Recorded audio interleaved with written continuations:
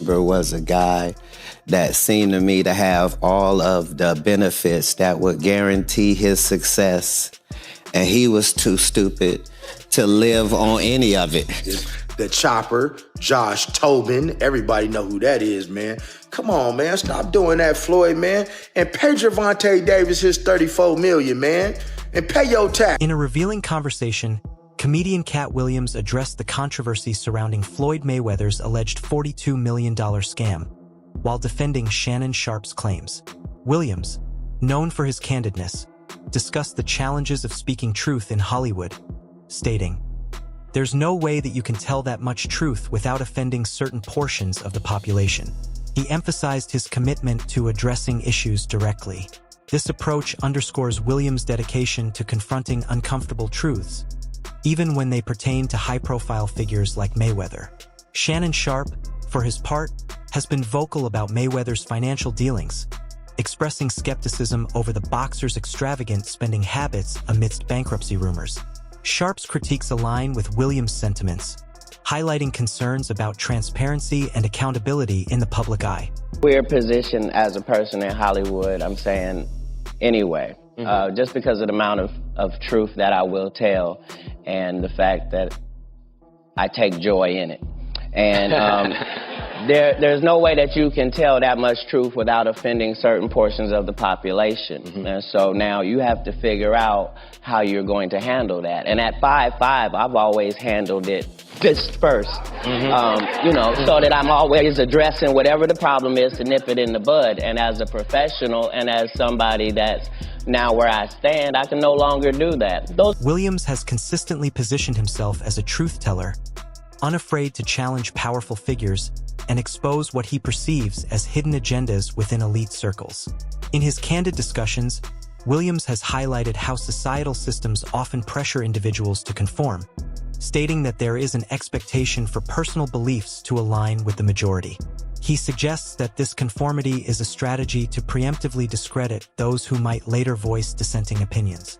Williams has also touched upon the concept of society anticipating the emergence of a transformative figure, noting that there is a tendency to label and contain individuals who deviate from the norm. He implies that such labeling serves to manage potential disruptors before they can challenge established structures. Beyond these observations, Williams has been vocal about his experiences in the entertainment industry, alleging that success often hinges more on compliance with certain unwritten rules than on talent alone. He has criticized fellow entertainers, suggesting that some have achieved prominence not solely through merit, but by aligning with influential networks and narratives. Through his outspoken commentary, Williams aims to shed light on the mechanisms of control and influence that he believes operate behind the scenes, encouraging a more critical examination of the forces shaping public discourse and celebrity culture. In order to technically be sane, it requires that your belief system go along with everybody else's.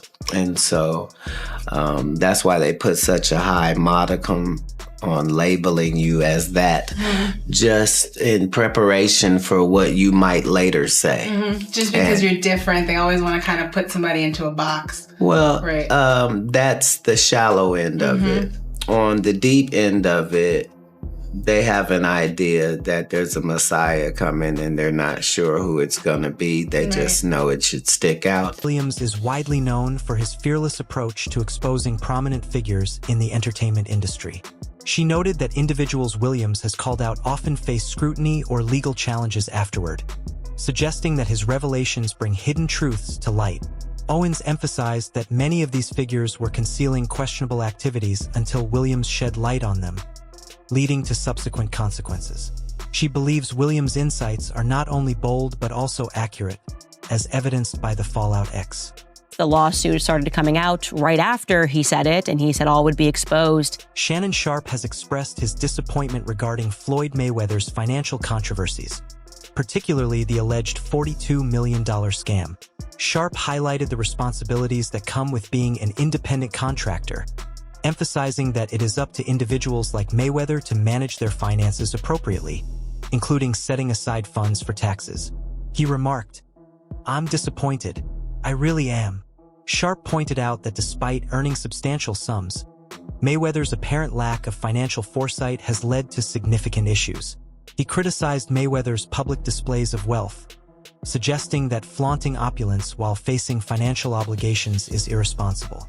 Sharpe's comments underscore the importance of financial accountability, especially for high-earning individuals in the public eye. He believes that Mayweather's situation serves as a cautionary tale about the consequences of neglecting financial duties. Disappointed. The thing is that Floyd is what they call an independent contractor. And what happens is that when you become an independent contractor, Skip, if you make $230 million, they give you 2 checks or a check for $230 million. It is up to you to take out the deduction and make sure state, federal, and whatever else needs to be deducted is paid to the Internal Revenue Service. Shannon Sharpe expressed his disappointment with Floyd Mayweather, criticizing his flaunting of wealth while failing to address his financial obligations. He pointed out that Mayweather had gone through similar issues before, notably with the IRS, yet continues to show off his lavish lifestyle, boasting of piles of cash, luxury cars, and private jets on social media.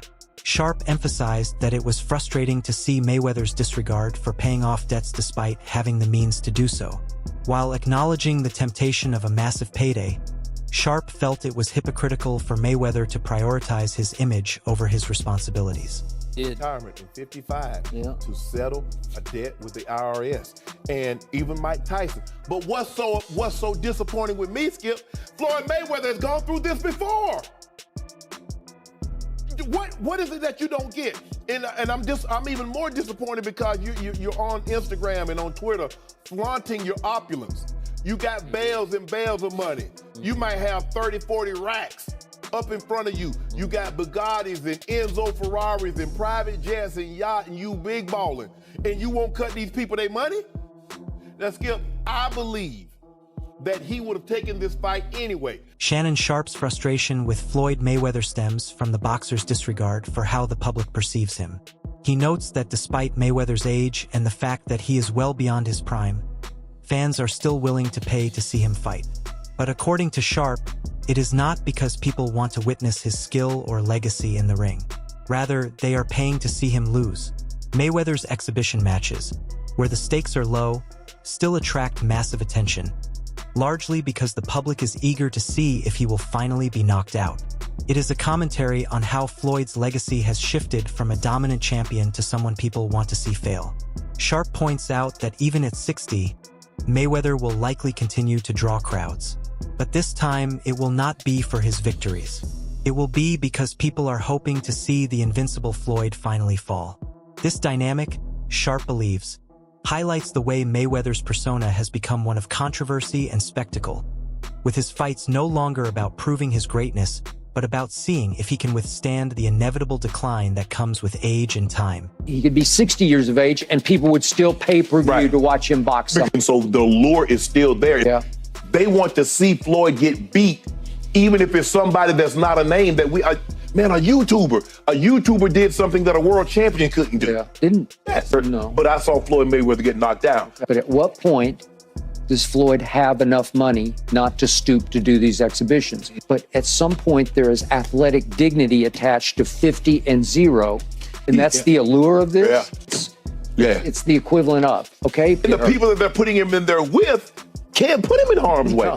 So he doesn't see, like, you know, I just, like you said, I watched this ruckus on Twitter. I was like, what? Like, oh my goodness. Okay. It definitely was like. Joe Rogan and others have raised concerns about Floyd Mayweather's financial habits, with some questioning whether his actions suggest a deeper issue with his financial stability and legacy. Rogan, during a podcast, discussed how Mayweather's lavish spending habits seem to reflect a need for money that outweighs his focus on legacy. The sheer amount of luxury possessions he owns, including multiple mansions, countless sports cars, and a $53 million jet, indicates a lifestyle that may be difficult to sustain. Not only has Mayweather displayed this excessive spending, but he has also been known to distribute extravagant gifts to others, including expensive cars and lavish apartments. Who is directly within the Floyd Mayweather circle. And I can tell you with 100% certainty, he spends like an absolute madman. And I'm not just talking about a mansion and some sports cars. I mean multiple mansions, multiple cars, and not even just different cars, because he does have a bunch of different sports cars, but he has some cars that are exactly the same car, exactly the same color, but he has like multiple of them. And not only that, but for a while, I'm pretty sure he cut these people off now. There was a lot of people he would just give free cars to, give money to, and have them in like all types of crazy apartments and stuff like that as well. Oh, and you can't forget about the $53 million jet. And that's not even mentioning the insane amount of expensive jewelry he has, designer clothes, and him throwing hundreds of thousands of... This suggests that despite Mayweather's immense wealth from his boxing career, his financial situation may not be as secure as it seems. The fact that he owes millions to the IRS only adds fuel to this fire. According to reports, he faced a $29 million debt with the IRS. While it is possible that he has paid some of it off, the sheer scale of his debts and spending habits points to a lack of long-term financial planning. Rogan's comments reflect the growing perception that Mayweather's current pursuits, such as exhibition fights, are driven more by the need for money than by any passion for boxing or desire to add to his legacy. This shift from being a dominant champion to someone who is chasing paydays highlights how Mayweather's focus has moved away from building a lasting legacy to managing his financial obligations. This transformation is disappointing to many fans who once admired him for his skill and success in the ring.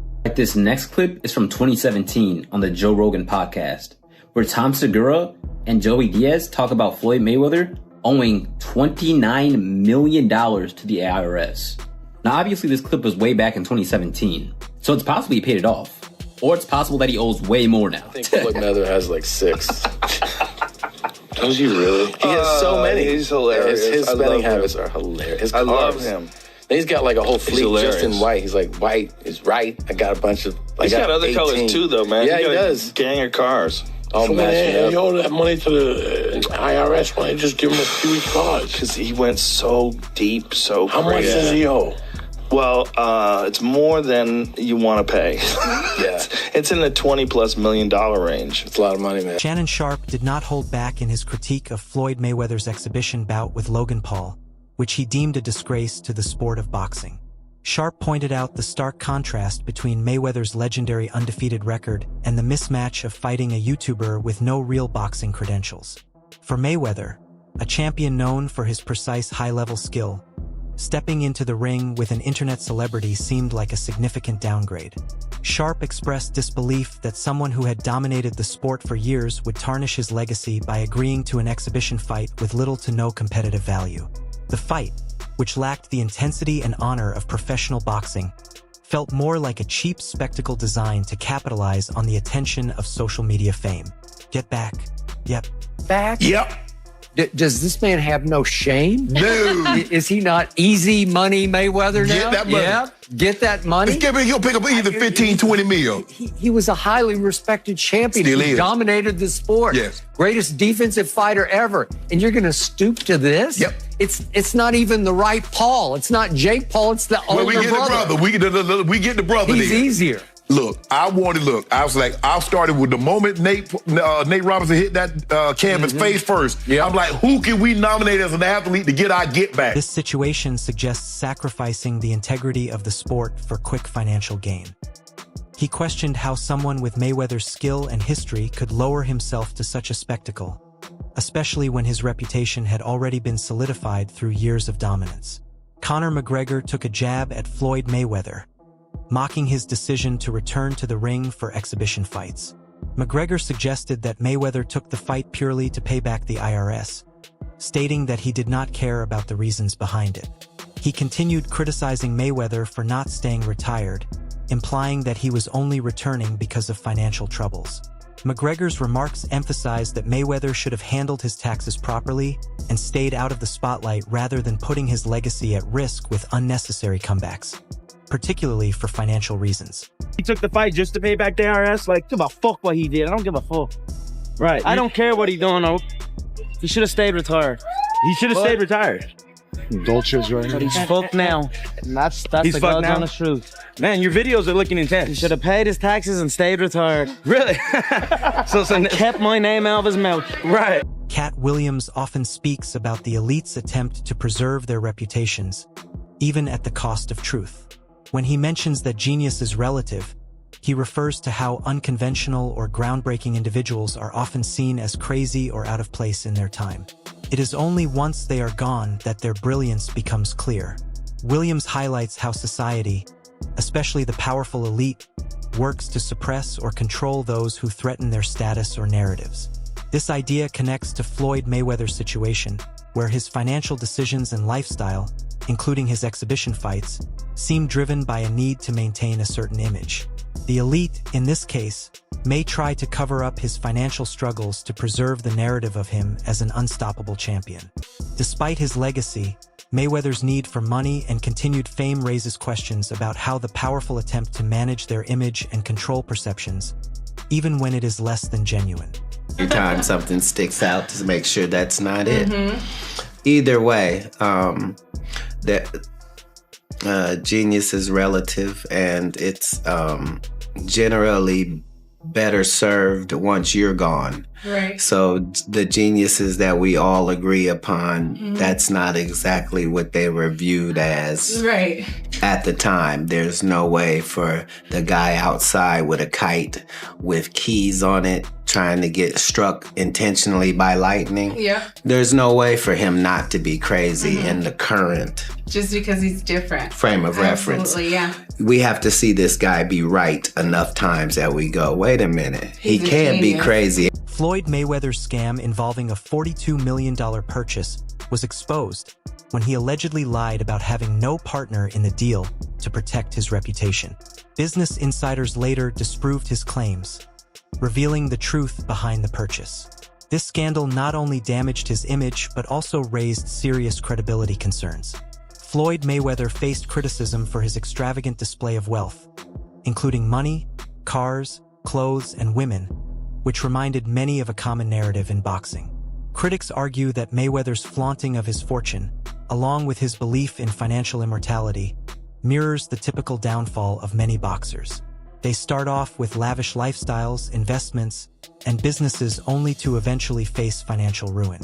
This criticism raises concerns that Mayweather's focus on showing off his wealth might lead him down the same path as others in the sport, who often end up broke despite their early success. Nostalgia, you know what I mean? Because seeing Floyd Mayweather with all this money and cars and clothes and hoes and yada, yada, yada, it just kind of reminded me. There was a small segment in that episode that stated that a lot of fighters believe in their immortality. You know what I mean? We've seen this before. So the question I ask, we have seen this movie before. Boxers traditionally going broke. You know, they start off well, so flamboyant with all this money and all these cars, and they have businesses they invest in. They're something special, you know, at least in their minds they are. And then after either retirement or near retirement or after the fight game has left them, traditionally boxers go broke, ladies and gentlemen. All right, everyone, stay tuned for the latest in boxing news, highlights, events, and stories. Subscribe to Knockout today and turn on notifications so you never miss an update. Be sure to watch our other videos too. Until next time, take care and stay safe.